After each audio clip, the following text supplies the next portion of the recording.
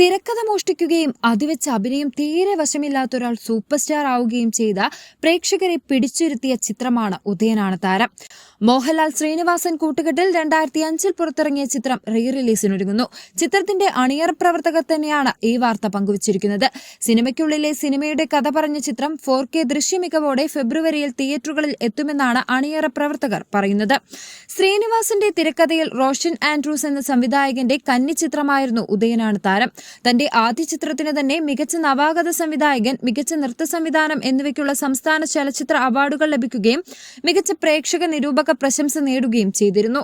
സഹസംവിധായകനായ ഉദയഭാനുവായി മോഹൻലാലും, രാജപ്പൻ തെങ്ങുമേടെന്ന സരോജ് കുമാറായി ശ്രീനിവാസനും, പച്ചാളം ബാസിയായി ജഗതി ശ്രീകുമാറും ചിത്രത്തെ മറ്റൊരു തലത്തിലെത്തിച്ചു എന്ന് വേണം പറയാൻ.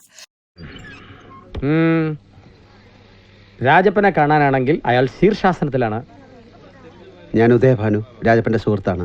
ഞാൻ പച്ചാളം ഭാസി, രാജപ്പനെ നവരസങ്ങൾ പഠിപ്പിക്കുകയാണ്.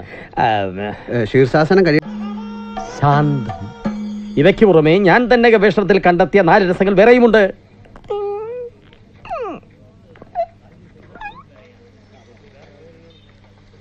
ഇയാളൊരു ശൃംഗാരം ചെയ്യൂ.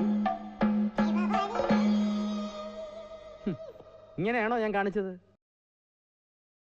പണ്ടിറങ്ങിയ ചിത്രങ്ങൾ കൂടുതൽ ദൃശ്യമികവോടെ പ്രദർശിപ്പിക്കുന്നത് ട്രെൻഡായി നിൽക്കുമ്പോൾ ഉദയനാണ് താരത്തിനായി കാത്തിരിക്കുകയാണ് പ്രേക്ഷകർ.